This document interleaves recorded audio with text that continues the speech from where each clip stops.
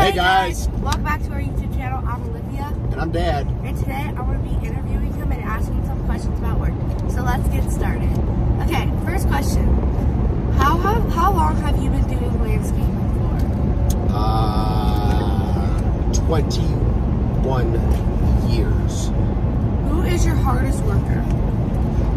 Oh, that's tough. I mean, I really say everybody, but I will give that to Eduardo. Okay. What college did you go to and what did you study in it? I went to the University of Akron in Akron, Ohio, and I got a Bachelor's of Science in Mechanical Engineering. When you were little, what job did you want to have when you were older? I wanted to be a garbage collector because they got to hang off the back of the truck, and then at each house they would jump off the truck and then throw in the garbage, and I thought that has got to be the coolest thing ever, to be able to hang off the back of a truck all day long. How long did it take to get your business successful? I am still getting it successful in the sense that without failures you wouldn't have successes. So every year has been a success in one way or another. Some in lessons learned that were hard but made me better the following year. But to really get proficient, to say that I got to a point where 90% or more of our work was without a callback or a problem or lacking profit, probably took me, honestly, the first 10 years of my business. How do you find your workers?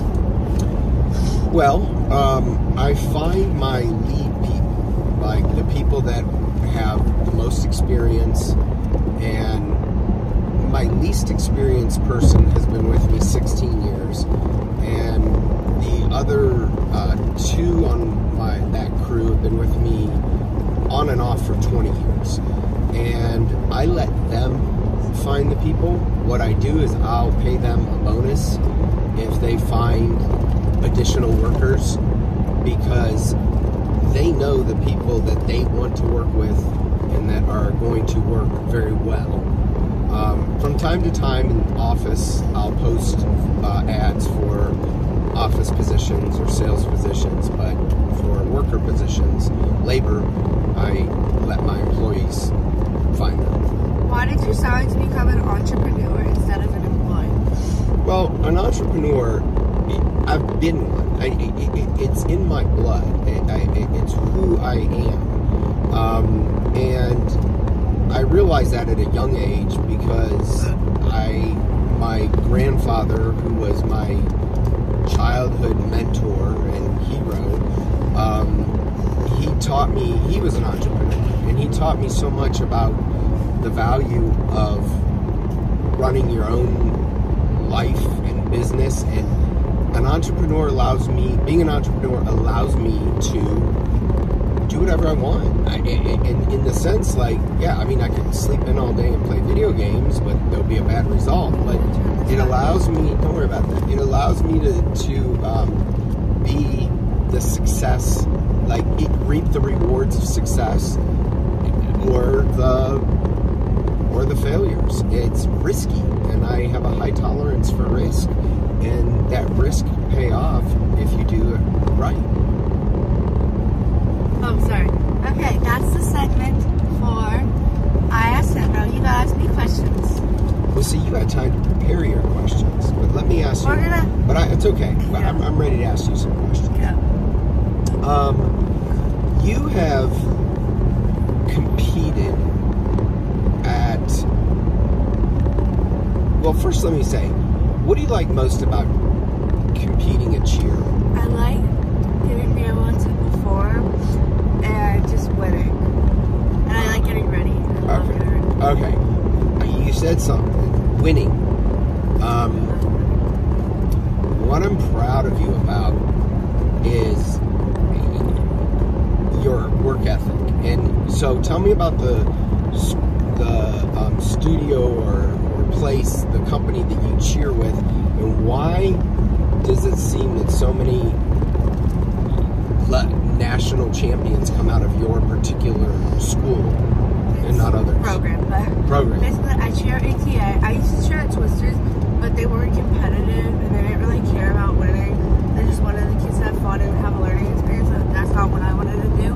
So I went to ATA, and last competition, actually, every single team got first place besides the 2 teams, and they got second place.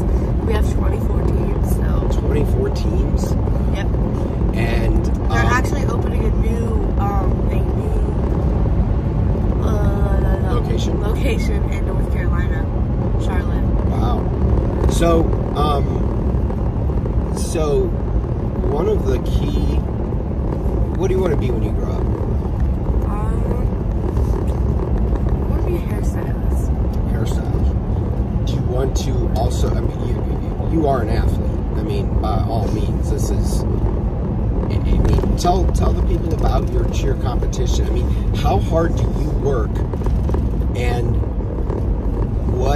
how long is your chance of your performance time? So basically, cheerleading isn't like any other sport.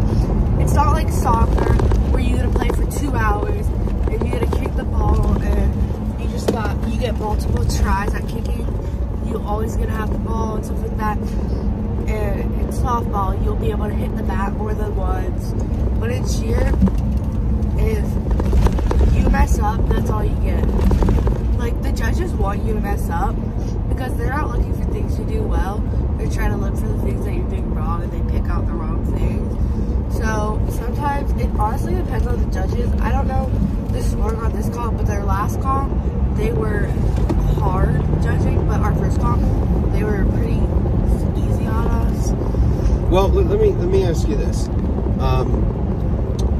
How many girls are on your cheer team? 31. So, how long is the competition? Is your performance? It's 2 minutes and 30 seconds, but we work a year to get it perfect. 1 year, you work about how many hours a week? We usually have about 4 practices a week for about 2 hours. 2, 4, 6, about 8 hours a week, sometimes even 10. Well, you'll do the Friday practices, so you're closer to 10, I think. 10 hours. Yesterday, or Thursday, we had a 3-hour practice. I can't remember. It was from 8 to 10. But the bottom line is, you're practicing for a year. I mean, you have competitions in between that, but you're practicing almost 500. Let's just say 400 hours roughly, with breaks and everything, for a 2 minute and 30 second competition that you will perform against hundreds of teams, and you are in your 3rd competition of the season, and you are already one of the teams that is guaranteed a spot to go to what? Summit. So we already got our bid. A lot of teams got the wild card. Wild card is such a horrible bid to get because you have to compete to compete. So basically, you have to get there a day early to go through. You have to compete to go on with the rest of the people. It's annoying, but we got an at-large bid. But this comp, we're trying to get a paid bid. This competition will be a paid bid. They're giving out 3 paid bids, so we're hoping. Wow, that's awesome. Well, I want to say this in closing, that you talk about being a hairstylist. I know you've gone into detail, like you may want to own your own salons, you may want to do this, and I imagine you'll always be an athlete as well, because one component that I know every entrepreneur has is competitiveness. You're competing really against yourself, but you're also want to be the best, and you compete, and you wear it with pride, because you're not the best because you're ego or you're arrogant. You're the best because your score is the highest, and you win. And winning is one component that all entrepreneurs that I know that are successful have. So I look forward to you being a successful entrepreneur one day, and you're already a super successful athlete, and I just like that you're having fun. Thanks for the interview. Yep, that's our interview. Hope you enjoyed it. Make sure to hit that like button, subscribe, and comment down below. What do you want to be when you grow up? Bye, guys.